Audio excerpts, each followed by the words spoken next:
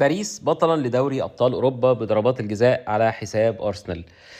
اهلا بيكم في حلقه جديده من المشجع اف ام. الحقيقه انه مباراه بالنسبه لي كمشجع لارسنال مباراه حزينه جدا. ارسنال بذل فيها كل المجهود الممكن، كل المتاح والغير متاح.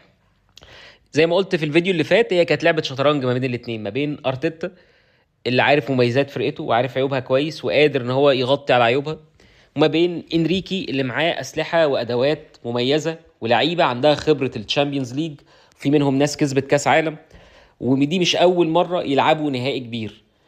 ملخص المباراه كان في النقطه دي. انت بتلاعب فريق هو كان السنه اللي فاتت 11 لعيب الاساسيين هم اللي خاضوا نهائي تشامبيونز ليج السنه اللي فاتت، خاضوا خضة المباراه النهائيه، كسبوا البطوله، عملوا اداء اسطوري في النهائي.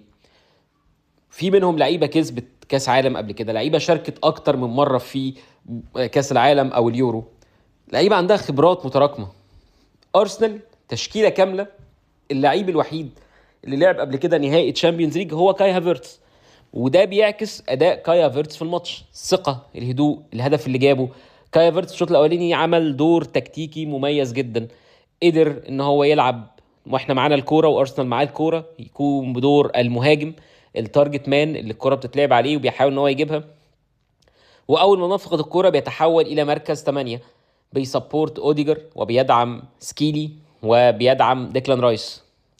هافرتس عمل اداء كبير جدا، وكان عنده مخزون من التركيز والخبرات كبيره جدا. معظم لعيبه ارسنال لسه مفيش هذا الكم من الخبرات. خلينا نتفرج كده او نرجع تاني للماتش الشوط الاولاني. ارسنال عمل شوط مثالي، قدر ان هو يخطف هدف في الاول.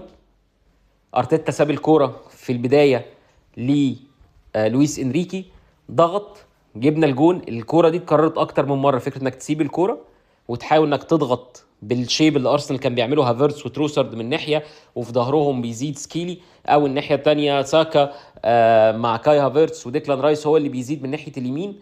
وقدرنا احنا نعمل اكتر من كوره بخلاف الهدف. باريس كان مرتبك جدا الشوط الاولاني. التصور اللي كان عند انريكي انه ارسنال مش هيضغط، ارسنال هيكتفي بالدفاع والتكتلات الدفاعيه، وبعدين هنحاول ان احنا نجيب جون فالتكتل ده يفك. اعتقد ده التصور اللي كان انريكي عامله، فكره ان انا بستحوذ وانا معايا الكوره فانا في امان. واكيد مفيش فريق في العالم مهما كانت قوته الدفاعيه يقدر يدافع 90 دقيقه، اكيد هيغلط. ارسنال بعد الهدف قدم اداء دفاعي ممتاز جدا بشكل رائع جدا. باريس كان مرتبك جدا.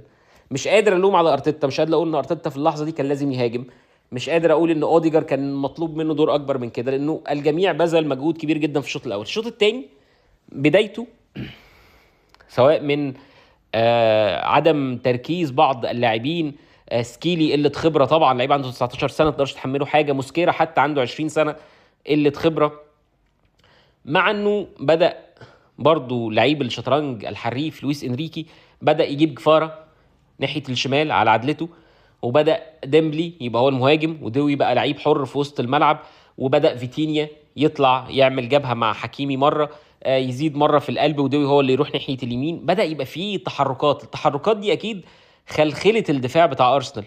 برضو مع مرور الوقت، مع المجهود، مع الموسم الطويل، ارسنال السنه دي لعب تقريبا 63 ماتش في الموسم ما بين دوري وكاس وكاس رابطه ودوري ابطال اوروبا.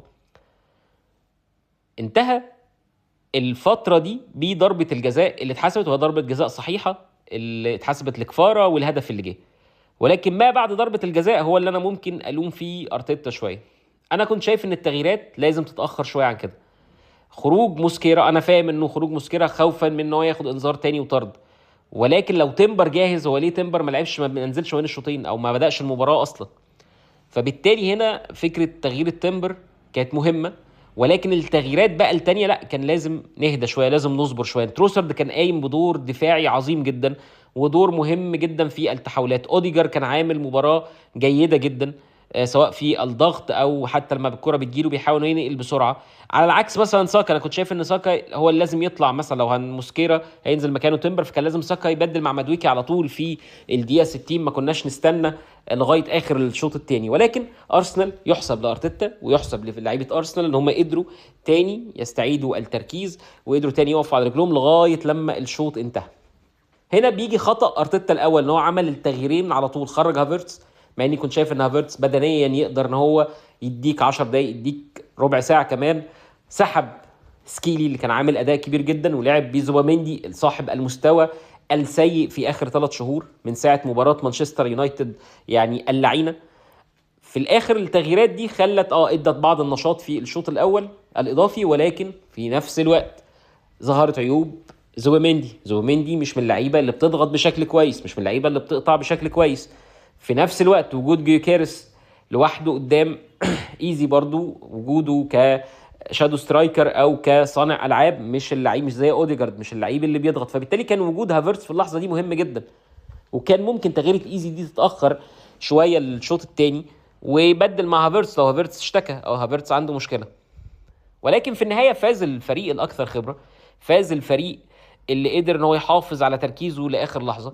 انا بعتبر انه ضياع ضربه جزاء بتاعت ايزي وبتاعت جابريل هي قله تركيز اكتر منها اي حاجه، الكورتين بره الجون تماما، خلاص تعب، ارهاق، موسم طويل، عايزين نخلص. فالنقطه دي مع قله الخبره طبعا، اول مره الاثنين يلعبوا نهائي كبير بهذا الحجم، فبالتالي كان ضياع ضربات الجزاء يعني امر قد حدث يعني. باريس بطل اوروبا للمره الثانيه على التوالي، انريكي بنى سيستم قوي جدا. ما تقدرش تقول ان في لعيب هو ده اللي شايل الفرقه، هو ده نجم النجوم، ولكن هو السيستم هو النجم. انريكي هو النجم بتاع باريس. باريس قدر ان هو يكسب الشامبيونز ليج للموسم الثاني على التوالي، واعتقد ارسنال بدا يحط رجله في طريق الفوز بالتشامبيونز ليج. اعتقد خلال موسم او اتنين ارسنال هيكون بطلا للتشامبيونز ليج ان شاء الله.